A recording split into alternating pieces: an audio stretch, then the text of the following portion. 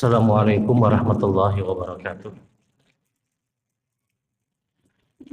Innal hamdalillah nahmaduhu wa nasta'inuhu wa nastaghfiruh wa na'udzu billahi min syururi anfusina wa min sayyiati a'malina. May yahdihillahu fala mudilla lahu wa may yudlil fala hadiya lahu. Asyhadu an la ilaha illallah wahdahu la syarika lah wa asyhadu anna Muhammadan abduhu wa rasuluh. Allahumma sholli ala Muhammad wa ala ali Muhammad kama shallaita ala Ibrahim wa ala ali Ibrahim innaka Hamidum Majid. Allahumma barik ala Muhammad wa ala ali Muhammad kama barakta ala Ibrahim wa ala ali Ibrahim innaka Hamidum Majid. Ikhwanu fiddin, ibu-ibu, bapak, saudara-saudara jamaah salat maghrib dan salat isya insyaallah Masjid Ami Abdullah rahimakumullah. Alhamdulillah, mari sama-sama kita bersyukur. Walillahilhamd, segala puji hanya milik Allah Subhanahu wa taala. Setelah kita bersama menyelesaikan kewajiban kita sebagai seorang muslim, ibadah salat maghrib berjamaah, ketahuilah bahwasanya ketika seorang muslim dimudahkan untuk menjalankan ketaatan, maka ini adalah salah satu nikmat dan anugerah yang sangat besar. Orang diberikan taufik dan hidayah oleh Allah untuk menjalankan ibadah, ini kenikmatan. Ini anugerah yang diberikan oleh Allah Subhanahu wa taala. Tidak semua orang mendapatkan yang sekarang ini kita dapatkan. Ketika mudahnya kita menyelesaikan kewajiban kita sebagai seorang muslim, ibadah salat maghrib dilakukan dengan berjamaah. Kita tahu di antara keutamaan ibadah salat itu adalah dia menggugurkan dan menghapus dosa kita. As-shalawatu ila shalawat mukaffiratun lima bainahunna idza ustinabatil kaba'ir, kata Nabi. Satu salat kepada salat berikutnya itu menghapus dosa. Kita kerjakan maghrib tadi, dosa dan kesalahan kita antara waktu asar sampai maghrib itu diampuni. Seorang muslim mengerjakan salat isya, kesalahan yang terjadi antara maghrib sampai isyanya dia itu pun diampuni oleh Allah Subhanahu wa taala. Seorang muslim dia kerjakan sholat subuh, dosa kesalahan antara isya sampai subuhnya dia itu diampuni. Dan ini salah satu keutamaan ibadah sholat. Orang kalau sudah dalam keadaan makfur, diampuni oleh Allah, maka urusannya akan dimudahkan. Seorang kalau sudah mendapatkan ampunan dari Allah, maka dia tidak mendapatkan musibah. Benar, memang musibah itu sebabnya dua. Sebab yang pertama adalah karena disebabkan karena dosa, dan ini yang paling banyak. Yang kedua adalah ketika terjadi musibah, Allah mungkin ingin angkat derajat orang tersebut. Dia bukan orang yang melakukan kemaksiatan, tapi terjadi musibah. Dalam posisi dan keadaan yang seperti ini, Allah ingin angkat derajat dia. Sebagaimana para anbiya, sebagaimana para nabi. Yang Rasul Shallallahu Alaihi Wasallam beliau pernah bersabda, asyaddul bala, yang paling banyak mendapatkan musibah, bala itu kata Rasulullah adalah al-anbiya, para nabi. Tsumma amsal fal amsal. Kemudian setelahnya dan setelahnya. Maksudnya kemudian orang-orang saleh dan orang-orang saleh berikutnya. Jadi musibah yang datang kepada seorang muslim itu sebabnya dua. Kalau tidak dosa yang dia lakukan, dan itu yang paling banyak. Yang kedua, Allah ingin angkat derajat orang ini. Bagaimana cara membedakannya? Cara membedakannya tinggal dilihat. Apa sebelumnya yang dia lakukan, kemudian terjadi musibah. Kalau sebelumnya dia adalah orang yang rajin beribadah, menjalankan ketaatan, dia sedekah, dia baca Quran, dia puasa, dia hadir pada majelis ilmu, tahu-tahu musibah datang kepada orang ini. Maka pada keadaan yang demikian Allah ingin angkat derajat orang ini. Ada musibah sakit misalnya, yang sebelumnya dia adalah orang yang taat, kemudian dia mendapatkan musibah sakit. Boleh jadi Allah ingin angkat derajat orang ini. Karena siapa yang berani mengatakan bahwasanya seorang Nabi Allah Ayub alaihissalatu wassalam yang harus dapat musibah sakit kurang lebih 30 tahun, Ayub adalah orang yang bermaksiat. Siapa yang berani mengatakan? Ayub itu adalah Nabi Allah Subhanahu wa taala. Tapi dia harus dapat musibah sakit kurang lebih 30 tahun. Apakah karena dosa Ayub? Tidak, kata para ulama. Allah ingin angkat derajatnya. Allah uji dia dan Allah ingin angkat derajatnya. Makanya ketika terjadi musibah pada seorang Ayub alaihissalatu wassalam, yang asalnya dia punya harta yang sangat banyak. Pertaniannya, peternakannya, semuanya sukses. Dia punya anak-anak yang sangat banyak, anak-anak yang taat kepada dia. Satu persatu kenikmatan yang Allah berikan kepada Ayub, itu diuji oleh Allah. Peternakannya habis, terkena wabah, pertaniannya habis. Kemudian anak-anaknya yang kurang lebih 12 orang pada saat itu meninggal seketika. Berkumpul di satu tempat, kemudian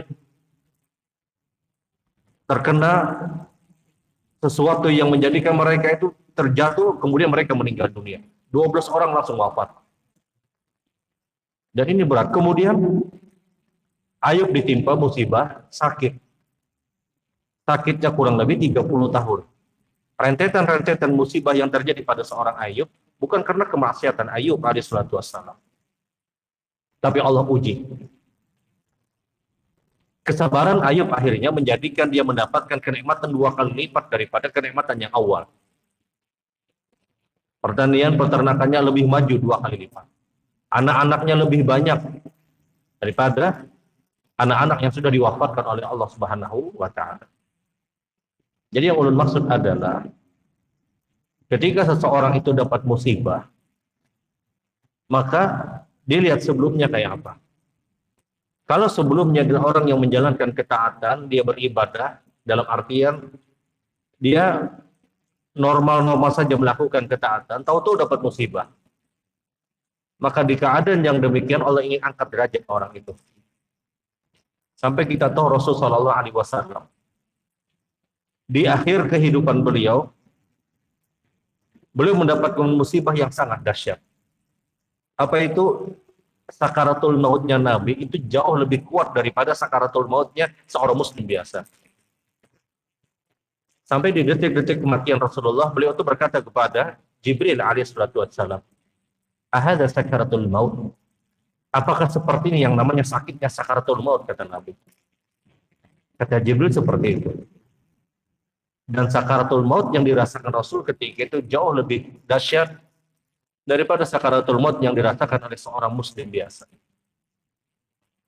Saking sayangnya Rasul kepada kita, kalau begini dahsyatnya yang namanya sakaratul maut, kata Nabi, timpakan semuanya rasa sakit sakaratul maut kepada aku agar umatku tidak merasakannya. Saking sayangnya Rasul kepada kita. Kurang apa Rasul? Sampai di akhir-akhir kematian beliau minta timpakan semuanya. Kata Jibril, tidak. Agar semua orang merasakan yang namanya sakaratul maut. Agar semua orang merasakan yang namanya sakaratul maut. Dan ini gambaran, kata para ulama, bagaimana Rasul di akhir kehidupan beliau terus mendapatkan ujian oleh Allah Subhanahu wa taala. Untuk apa? Untuk mengangkat derajat Rasul agar beliau punya derajat yang paling sempurna di surga. Nah, orang yang dapat musibah apapun, tinggal dilihat sebelumnya apa. Kalau sebelumnya dia adalah orang yang banyak melakukan ketaatan, maka ketika itu Allah ingin angkat derajatnya.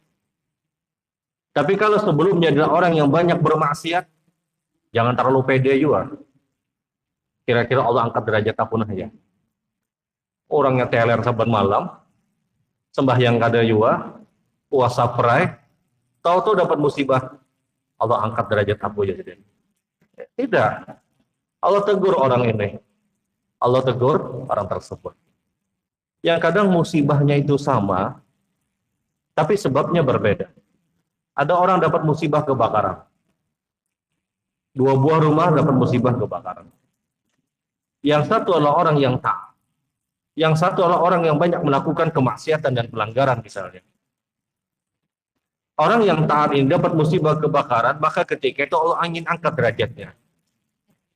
Tapi orang yang banyak maksiat ini jangan terlalu pede. Kita sama-sama diangkat derajatnya aja. Ya tidak.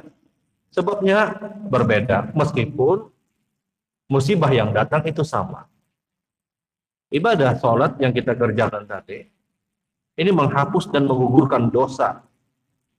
Sampai para ulama itu menyebutkan tidak ada penghapusan dan pengguguran dosa yang paling besar dan yang paling banyak melebihi daripada ibadah sholat. Kita belum sholat aja, datang kita ke masjid ini. Datang kita ke rumah dari rumah-rumah Allah, setiap derap langkah kaki kita itu mengangkat derajat dan menghapus dosa. Kita belum sholat. Kita datang ke sini, setiap derap langkah kaki kita itu mengangkat derajat dan menghapus dosa. Semakin jauh orang yang datang ke tempat ini, semakin banyak penghapusan dosa yang dia dapatkan. Apalagi kalau sampai terputar-putar misalnya. Mencari Masjid Ami Abdullah terputar-putar. Oh, itu banyak mana sudah pengguguran dosanya. Banyak sekali pengguguran dosanya. Terputar sih dan mencari belokannya mana gitu kan. Maka belokannya jauh, baik. Lumayan tepi sawah lewat juga. Banyak pengguguran dosa yang dia dapatkan. Dia masuk masjid, dia masuk rumah dari rumah-rumah Allah, mengalir doa malaikat. Allahumma ighfir lahu, Allahumma arhamhu. Ampuni orang ini, rahmati orang ini.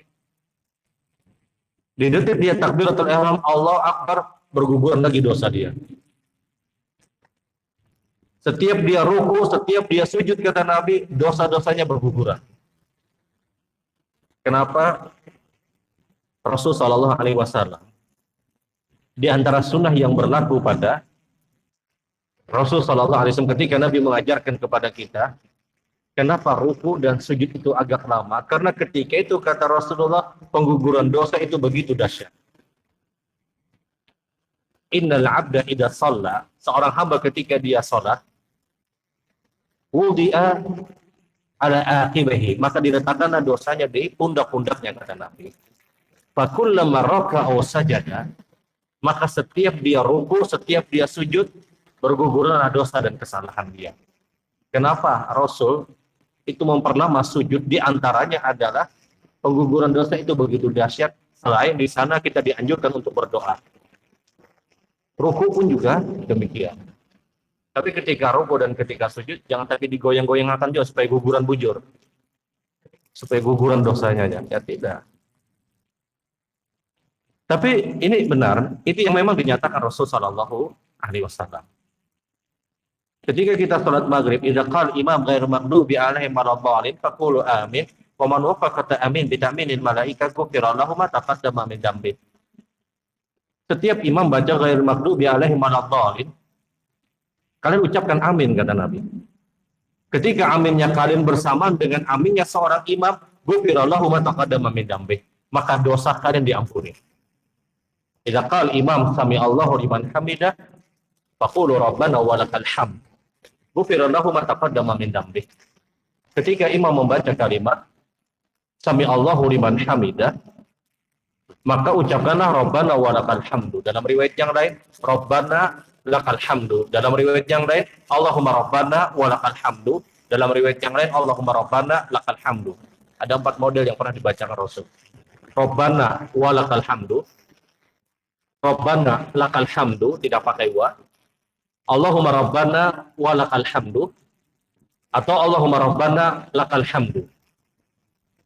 Ya, tinggal dipilih dari 4 zikir yang pernah diajarkan Nabi. Amalan ini, kata Nabi, menjadikan dosa kalian diampuni. Dan ini di dalam sholat. Selesai sholat kita baca istighfar, astagfirullah, astagfirullah. Kembali pengguguran dosa. Sehingga wajar kata para ulama, tidak ada pengguguran dosa yang paling dahsyat, yang paling banyak didapatkan oleh seorang muslim melebihi daripada ibadah sholat yang dia kerjakan. Kalau kita sadar sholat itu pengguguran dosa. Sekali lagi, orang yang dalam keadaan makfur, dalam keadaan dia diampuni oleh Allah, urusan dia akan dimudahkan. Orang yang sudah tidak berdosa lagi, diampuni dosanya, maka hajat dan keperluan dia Allah selesaikan. Ada satu hal yang diarahkan oleh para ulama ketika kita bicara hajat dunia dengan hajat akhirat. Yang paling penting dulu adalah selesaikan dulu urusan akhirat. Selesaikan dulu hubungan kita dengan Allah. Kemudian baru kita menyelesaikan urusan dunia. Maksudnya seperti ini. Ada orang yang doa, dia minta kepada Allah. Berapa banyak orang yang berdoa pada saat dia minta kepada Allah, doanya tergesa-gesa. Dia melafazkan, dia mengucapkan begitu cepat. Kenapa? Karena dia berpikir habis berdoa hendak ini dan yang lainnya. Karena dia punya hajat. Selesaikan dulu doa kita dengan baik dan benar, baru kita bicara urusan dunia. Karena Allah yang menetapkan, Allah yang menentukan. Mohon maaf, berapa banyak orang tergesa-gesa untuk melaksanakan sholat sunnah, karena dia berpikir selesai sholat sunnah ada keperluan yang harus dia selesaikan. Kita tahu semua itu berjalan atas takdir Allah. Dia tuntaskan dulu sholat sunnah dengan baik, maka baru dia bicara urusan dunia. Karena Allah yang menetapkan, Allah yang menentukan. Selesaikan dulu hak Allah, baru kita bicara hak kita. Nah, ini yang diarahkan oleh para ulama. Sama ketika kita sholat, tuntaskan dulu. Dengan baik, dengan benar. Minta kepada Allah. Maka kemudian Allah yang akan memberikan apa yang akan kita harapkan. Termasuk sekali lagi ibadah sholat yang sangat mulia. Baik Bapak Ibu yang dirahmati Allah. Belum mungkin malam ini ingin membahas beberapa poin yang berkaitan dengan khususnya ibadah kurban. Dan sedikit mungkin berkaitan dengan ibadah haji. Siapapun yang melaksanakan ibadah haji di tahun ini, keluarga kita atau siapapun, tolong sampaikan bahwasanya ketika mereka sudah tiba di Madinah, atau mereka tiba di kota Mekah, karena ada yang tiba Madinah dulu, ada yang ke Mekah dulu, maka segera pembayaran dam itu dituntaskan. Dam haji tamattu. Jangan sampai pembayaran dam itu dilakukan lewat dari 10 Zulhijjah. Karena ini berkaitan dengan penyembelihan yang terjadi pada 10, 11, 12, dan 13. Siapapun dari saudara kita yang mereka melaksanakan ibadah haji di tahun ini, mereka tiba Madinah, segera mereka selesaikan untuk pembayaran dam. Dam itu adalah sebuah keharusan yang dilakukan oleh jamaah haji kita. Karena jamaah haji Indonesia menggunakan cara haji tamattu. Yang wajib untuk mereka tuntaskan, mereka harus bayar dam, penyembelihan kambing. Di mana mereka membayarnya? Itu ada bank-bank rojhi di area Madinah, atau di kota Mekah juga ada bank rojhi. Ini yang resmi dari pemerintah Saudi. Selainnya wallahu alam. Jadi dia bayar ke bank rojhi ini yang paling aman. Karena jamaah haji akan mendapatkan pembayaran dam itu, harganya macam-macam. Orang bahantakan. Ada yang memadahkan 300 real, ada yang memadahkan sekian. Kalau 2023 saja, kalau tidak salah, itu pembayaran dam antara 500 sampai 600 real, kalau tidak salah. Tahu-tahu ada orang yang menawarkan bayar dam, bayar kambing 200 real. Kemana akalnya 200 real? 200 real, 250 real. Yang dikhawatirkan ini adalah bisnis yang dilakukan oleh sebahagian orang. Ambil contoh, mohon maaf. Ketika ada orang bayar dam, penyembelihan kambing tadi, jamaah haji bayar dam. Kemudian dikumpulkan uang tadi oleh orang-orang yang katanya ingin membelikan kambing tadi. Dia kumpulkanlah, dia taruh harga misalnya 200 real. Jauh di bawah dari harga yang sudah ditetapkan pemerintah Saudi. Orang kita mendengar 200 real, temurah jauh benar, 4. Bayar, selesai. Dia bawa 40 orang satu bis, anggap 40 orang. Kemudian dia bawa ke tempat penyembelihan. Ketika dia bawa ke tempat penyembelihan, yang datang ke situ bukan hanya dia. Puluhan bis juga datang ke situ. Kemudian seakan-akan mengatakan itu kambing kita. Nang bis lain bukan dah kayak itu juga. Itu kambing kita. Ini problem. Ini bisnis basah luar biasa. Saya kumpul padah kambing kita, saya kumpul padah kambing kita juga. Karena yang datang ke situ tidak hanya dia, tidak hanya grup dia, tidak hanya kelompok orang tadi. Ya lumayan 200 real kali 40 orang. Berapa yang dia dapatkan? Semua orang mengaku ini kambingnya. Anggap misalnya ulun menyembelihnya. Benar dia menyembelih paling berapa? 5-6 ekor kambing, selebihnya kita bulikannya. Dia korbankan 5-6 ekor kambing, kemudian dia dapatkan 35 kambing. Makanya kalau penyembelihan itu, aja siapa yang mewakili ya, saya ikung 2 ikung aja lah ya. Karena kalau seberatan rugi sih, 40-nya menyembelih misalnya, rugi. Akhirnya disembelihlah 5 atau 6 misalnya, kemudian bulikan, ayo kita bulikannya. Macam-macam alasan bulikan ini, waktulah atau apalah macam-macam. Ini dari dulu, mohon maaf terjadi. Dari dulu ini terjadi. Belum harus sampaikan mohon maaf, karena ini lahan bisnis yang dimanfaatkan oleh segelintir orang. Yang paling aman itu adalah dia bayar dab di Bank Rajhi. Karena Bank Rajhi adalah bank yang diawasi oleh pemerintah Saudi Arabia. Yang mereka mengharuskan penyembelihan itu jatuh pada 10 Dzulhijjah. Sementara sebahagian orang yang menyembelih itu bukan pada 10 Dzulhijjah. Kenapa? Karena 10 Dzulhijjah mereka sibuk dengan Jumratul Aqabah. 9, 10, 11, 12, 13 mereka sibuk di Mina, Arafah dan Muzdalifah. Penyembelihan yang terjadi di bawah dari 10 Dzulhijjah atau lewat dari 13 Dzulhijjah. Tanggalnya sudah luput. Tanggalnya aja sudah salah. Bagaimana kita katakan mohon maaf, hal yang demikian berkesesuaian dengan sunnah Rasul Shallallahu Alaihi Wasallam. Dan ini hampir saban tahun kita dapatkan. Hampir setiap tahun kita dapatkan. Mereka kumpulkan uang, ketua regu, ketua rombongan, atau mohon maaf ketua pelotor misalnya. Dia kumpulkan, sudah selesai dikumpulkan, satu orang 200-250 real, dia bawa. Ketika dia bawa, ulun yakin tidak 10 Dzulhijjah. Kenapa? Karena 10 Dzulhijjah mereka pergi ke Mina untuk jamarat, untuk melontar. Artinya penyembelihan di bawah dari 10 Dzulhijjah. Atau penyembelihan di atas dari tanggal 13 Dzulhijjah. Tanggalnya aja sudah salah. Belum lagi kita nggak tahu ini kambing siapa. Yang paling aman, kalau pian punya keluarga melaksanakan ibadah haji, mohon maaf, suruh bayar ke Bank Rajhi, selesai. Di Madinah itu banyak. Betakun aja mana Bank Rajhi, itu akan diarahkan. Di Mekah betakun mana Bank Rajhi, itu akan diarahkan. Bayar dam haji tamatu, 500-600 real, sudah selesai. Daripada dia bayar mungkin 200 real, 250 real, kita tidak tahu akan kebenarannya. Dan ini ibadah. Dan ini berkaitan dengan ibadah. Dan ini yang perlu untuk disampaikan pada siapapun yang melaksanakan ibadah haji. Mohon maaf kita tidak suudzon, tapi fakta di lapangan yang mohon maaf yang biasa kurang dapatkan seperti itu.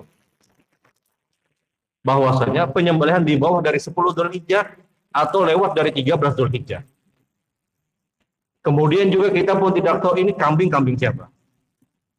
Karena 10 bis datang ke situ, seberatan mengaku kambing kita alhamdulillah disembelih. Yang lain kayak itu juga kambing kita disembelih di situ. Anggap dia menyembelih juga paling 5-6 kambing kemudian berikan. 35 kambing berujung sini. Nah ini perlu untuk artinya disampaikan informasi ini, mohon maaf. Ya meskipun pian sampaikan informasi ini mengganggu piring orang, mengganggu makan orang, tapi ini harus disampaikan.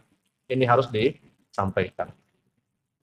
Nah, ikhwan fillah rahimakumullah, itu mungkin sedikit berkaitan dengan siapapun yang melaksanakan ibadah haji, dia tiba Madinah langsung dia bayar. Dia bayar di Bank Rajhi, dia bayar di Bank Rajhi. Ikhwan fillah rahimakumullah. Kemudian ingin ulun sampaikan juga berkaitan dengan ibadah kurban. Berkaitan dengan ibadah kurban. Kita bicara fikihnya saja. Apakah boleh orang yang berkurban untuk orang yang sudah meninggal dunia? Apakah boleh berkurban untuk orang yang sudah meninggal dunia? Kurban untuk orang yang sudah meninggal dunia, ulama berbeda pada 3 pendapat. Pendapat pertama menyebutkan bahwasanya berkurban untuk orang yang sudah meninggal dunia itu dibolehkan, menurut satu pendapat. Pendapat kedua menyebutkan berkurban untuk orang yang sudah meninggal dunia ini terlarang. Pendapat ketiga, boleh berkurban untuk orang yang sudah meninggal dunia dengan syarat yang berkurban tersebut, orang yang meninggal tadi pernah berpesan atau pernah berwasiat. Pendapat pertama yang menyatakan boleh berkurban untuk orang yang sudah meninggal dunia, mereka menganggap bahwasanya ketaatan dan kebaikan apapun yang kita hadirkan untuk orang yang meninggal itu boleh. Namun ini pendapat yang marju, ini pendapat yang ditolak. Kenapa? Karena dia tidak punya dalil. Karena kalau berkurban boleh untuk orang yang sudah meninggal dunia, boleh untuk orang yang sudah meninggal dunia, kenyataannya Nabi tidak pernah berkurban untuk Khadijah binti Khuwailid. Khadijah itu istri Nabi yang paling dicintai Rasulullah. Khadijah semasa hidupnya tidak pernah berkurban. Kenapa? Karena syariat kurban belum ada ketika Khadijah masih hidup. Khadijah ini istri Nabi yang paling dicintai Rasul. Saking Nabi mencintai Khadijah binti Khuwailid, kalau ada seorang perempuan berjalan, jalannya mirip dengan Khadijah, maka Rasulullah akan panggil, ya Khadijah, ya Khadijah. Saking Nabi teringat dengan Khadijah. Apa kata Aisyah? Tidak ada istri Nabi yang paling saya cemburui melebihi daripada Khadijah. Padahal saya tidak pernah bertemu dengan Khadijah. Saya tidak pernah cemburu dengan istri Rasulullah yang lain, Abu Salamah, Ummu Salamah, Zainab, dan yang lainnya. Karena mohon maaf, menurut Aisyah, semuanya kalah kelas dengan dia. Aisyah itu istri Nabi yang disayangi Rasul. Kata Aisyah, saya tidak pernah cemburu dengan semua istri Nabi kecuali dengan Khadijah. Sampai ketika Nabi melihat ada seorang perempuan jalannya seperti Khadijah, dipanggil oleh Rasulullah, ya Khadijah. Kata Aisyah, ya Rasulullah, Khadijah sudah meninggal. Ini ada nang anum ya Rasul. Ada ini bujuran Pak, kada melabihi. Kenapa kedua ini juga melabihi? Kata Aisyah, ya Rasulullah, Khadijah sudah meninggal. Khadijah tua ya Rasulullah. Ini saya masih muda ya Rasul. Itu Aisyah radhiyallahu taala anha. Rasul begitu mencintai Khadijah. Yang ingin ulun maksudkan adalah kalau berkurban boleh untuk orang yang meninggal, maka Nabi akan berkurban untuk Khadijah binti Khuwailid. Saking sayangnya Rasul. Tapi syariat tidak memperbolehkan. Kalau kurban itu boleh untuk orang yang sudah meninggal dunia, maka Nabi akan berkurban untuk Hamzah, paman Rasul yang meninggal pada peperangan Uhud. Kalian tahu bagaimana sayangnya Rasul dengan Hamzah. Hamzah itu melindungi Rasul. Dakwah Nabi itu dilindungi oleh Hamzah. Rasul sangat mencintai Hamzah. Saking sayangnya Rasul dengan Hamzah, ketika Hamzah meninggal pada peperangan Uhud, ketika beliau syahid pada peperangan Uhud, Rasul mensolatkan Hamzah sebanyak 70 kali. Salat jenazahnya 70 kali. Saking sayangnya Rasul dengan Hamzah, Nabi mensolatkan Hamzah itu sebanyak 70 kali untuk melaksanakan salat jenazah. Perang Uhud itu, sahabat itu meninggal 70 orang. Syuhada Uhud 70 orang. Setiap ada syuhada Uhud, Hamzah dimasukkan, kemudian Nabi mensolatkan. Kemudian ada lagi, dimasukkan lagi Hamzah, kemudian disolatkan lagi oleh Rasul. Sampai 70 kali Nabi mensolatkan Hamzah. Saking sayang ya Rasul dengan Hamzah. Kalau berkurban itu boleh untuk orang yang meninggal, Nabi akan berkurban untuk Hamzah. Padahal Nabi itu pernah berkurban dengan 100 ekor onta. Nabi itu pernah berkurban dengan 100 ekor onta. Satu ekor onta itu bisa untuk 10 orang. Kalau sapi bisa sampai 7 orang maksimal. Nabi 100 ekor onta itu 1 orang. Kalau boleh berkurban untuk orang yang meninggal tadi, akan dibagi-bagi Nabi. Ini onta untuk Khadijah, ini onta untuk Hamzah. Tapi Rasul tidak berkurban atas nama Hamzah, atas nama Khadijah binti Khuwailid. Kenapa? Karena syariat tidak menetapkan. Syariat tidak menetapkan. Pendapat kedua tadi menyebutkan berkurban untuk orang yang meninggal itu tidak dibenarkan. Pendapat ketiga menyatakan berkurban untuk orang yang meninggal boleh kalau yang meninggal ini pernah memberikan wasiat atau pesan. Dari tiga pendapat ini, maka pendapat yang terbaik adalah pendapat yang ketiga. Kita boleh berkurban untuk orang yang sudah meninggal kalau yang meninggal ini pernah berpesan. Orang tua misalnya sebelum meninggal beliau berpesan, tolong kena aku berkurban dah gitu. Qadar Allah beliau diwafatkan oleh Allah, maka berkurban kepada orang tua yang sudah meninggal apakah boleh? Boleh selama ada pesan. Selama ada wasiat. Kenapa? Karena orang ini sudah berniat ingin berkurban, tapi Allah kemudian wafatkan dia. Tapi kalau berkurban untuk orang yang sudah meninggal, yang dia tidak punya niat untuk berkurban, maka tidak ada, kata para ulama. Ada orang berniat ingin berkurban, kemudian dia meninggal. Bahkan 1 hari sebelum penyembelihan hewan kurban, kemudian dia meninggal. Apakah kurbannya diteruskan? Kurbannya diteruskan. Berkurban untuk orang yang sudah meninggal, selama dia pernah berpesan, selama dia pernah berwasiat, maka itu dibolehkan dan dibenarkan. Bahkan wasiat itu wajib untuk ditunaikan pada saat orang tersebut meninggal dunia. Mimba diwasiat yusi biha audad. Warisan tidak boleh dibagi, kata Nabi, kecuali wasiat sudah diselesaikan. Kalau ada orang yang berpesan, berwasiat, karena aku berkurban saja sudah. Tahu-tahu beliau meninggal dunia, maka dikurbankan, tidak masalah. Hukumnya diperbolehkan. Kemudian permasalahan yang selanjutnya adalah apakah boleh kita berkurban yang kita niatkan untuk keluarga kita yang ada di rumah? Ada orang kurban, kemudian dia juga yang di rumah ikut berniat. Istrinya ikut berniat, anak-anaknya ikut berniat. Dalam bahasan ini, jumhur ulama menyebutkan hukumnya diperbolehkan. Sebagaimana hadis yang dikeluarkan pada riwayat Imam Tirmidzi dan juga disahihkan oleh Imam Muslim, di zaman Rasul Shallallahu Alaihi Wasallam ada orang yang berkurban bisyah dengan 1 ekor kambing, dan itu cukup untuk keluarganya yang ada di rumah. Di zaman Nabi ada orang berkurban 1 ekor kambing, kemudian yang di rumah ikut berniat. Apakah sah? Sah. Apakah boleh? Boleh. Berkurban yang juga yang di rumah ikut berniat. Dan ini dalil, kata para ulama, sesungguhnya ketika orang itu berkurban, maka yang di rumah pun juga dapat pahala. Ya sudah, dia ikut berniat. Dia ikut berniat. Dan ini pelajaran kepada kita. Ternyata ketika kita berkurban, nama yang disebutkan pada penyembelihan hewan kurban tidak harus kita gilir. Kadang ada orang menggilir. Tahun semalam ngaran abahnya, tahun ini ngaran mamanya, tahun depan ngaran anaknya gitu. Apakah boleh? Silahkan. Tapi kalau dibatasi bahwasanya hanya nama itu saja yang dapat pahala, sayang. Ini pahala besar. Niatkan juga keluarga yang ada di rumah. Yang di rumah ikut berniat. Istrinya, anak-anaknya misalnya ikut berniat.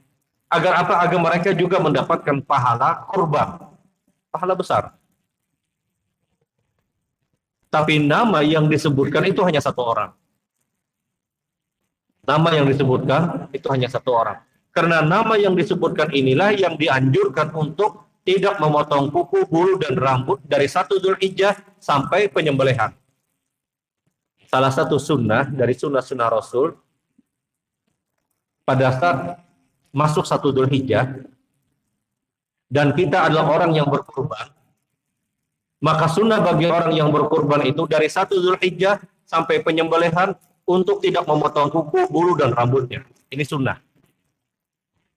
Kata Nabi, ketika engkau sudah masuk 1 Dzulhijjah, wa arada ahadukum ayyudhahi, dan ada di antara kalian ingin berkurban, maka hendaknya fal yumsik, dia menahan diri untuk tidak memotong kuku, bulu, dan rambutnya dari 1 Dzulhijjah sampai penyembelihan. Siapa yang harus diperintahkan untuk tidak memotong kuku, bulu, dan rambutnya? Nama yang disebutkan. Nama yang disebutkan pada penyembelihan. Kalau misalnya anaknya umur 5 tahun, 6 tahun misalnya, ya sudah. Dia tidak memotong kuku, bulu, dan rambutnya. Nama yang disebutkan. Makanya kata para ulama, penyebutan nama pada saat terjadi penyembelihan hewan kurban, yang paling disukai itu adalah seorang yang sudah akil balik. Ini yang paling baik. Karena ini berkaitan dengan sunnah Rasul yang lain, tidak memotong kuku, bulu, dan rambut dari 1 Dzulhijjah sampai penyembelihan. Ingat, sampai penyembelihan, bukan sampai hari raya Idul Adha, tidak. Sampai penyembelihan. Kalau pian nomor sapi 80, kalau 80, sampai sapi 80 baru memotong kuku, bulu, dan rambut. Jangan sapi pertama memotong, itu lihat sapi pian. Nomor urut 80 misalnya. Kemudian apakah dia bisa langsung potong kuku? Tidak. Sunnahnya sampai penyembelihan sapi yang dia kurbankan. Sunnahnya. Jadi sekali lagi, ya sudah, keluarganya berniat. Untuk apa? Agar dapat pahala kurban. Ini pahala yang besar, sayang. Mampunya satu orang, yang sudah satu orang dia berkurban, keluarganya ikut berniat. Keluarganya ikut berniat. Dan itu dipastikan dalam hadis Rasul Shallallahu Alaihi Wasallam, dia juga mendapatkan ganjaran pahala sebagaimana pahala orang yang berkurban selama dia berniat. Nah, khilaf para ulama ketika apakah kita boleh meniatkan untuk orang tua kita yang sudah meninggal. Meniatkan. Kalau yang bahasan pertama tadi, dia berkurban, kemudian kita berikan niat, kita berikan nama orang yang meninggal tadi disebutkan pada penyembelihan. Sekarang nama kita yang disebutkan, tapi orang tua kita yang meninggal kita niatkan juga. Ada perbedaan. Kasus yang pertama tadi, orang meninggal tadi, namanya disebutkan. Ini tidak ada. Kecuali dia pernah memberikan wasiat dan pesan. Sekarang kita yang hidup, yang disebutkan namanya, kemudian kita niatkan untuk orang tua kita yang meninggal. Paham Pian Bang? Kalau yang pertama tadi, yang meninggal, namanya disebutkan untuk penyembelihan. Apakah ada? Tidak ada. Kecuali yang meninggal ini pernah berpesan, berwasiat. Atau dia sudah berniat, atau dia sudah meninggal. Nah, kasus yang ketiga ini adalah kita yang hidup, nama kita yang disebutkan, kemudian kita meniatkan untuk orang yang sudah meninggal. Nah, apakah boleh? Sebahagian ulama menyebutkan boleh. Sebahagian ulama tidak. Ini khilaf. Ini khilaf. Kenapa sebahagian ulama memperbolehkan? Karena ini berkaitan dengan keluarga dia. Sebagaimana hadis Rasul Shallallahu Alaihi Wasallam, di zaman kami, kata para sahabat, cukup satu orang itu berkurban untuk keluarganya. Untuk keluarganya. Nah, kalimat untuk keluarganya inilah akhirnya ditafsirkan oleh sebahagian orang yang hidup ataupun yang sudah meninggal dunia. Ini khilaf. Yang hidup jelas ulama sepakat. Tapi yang meninggal ulama berbeda pendapat. Namun apapun itu, ketika seorang anak melakukan kebaikan, orang tuanya juga dapat pahala. Secara umum. Anak melakukan ketaatan, orang tuanya juga mendapatkan pahala. Subhanakallahumma bihamdika asyhadu an la ilaha illa anta astaghfiruka wa atubu ilaik. Assalamualaikum warahmatullahi wabarakatuh.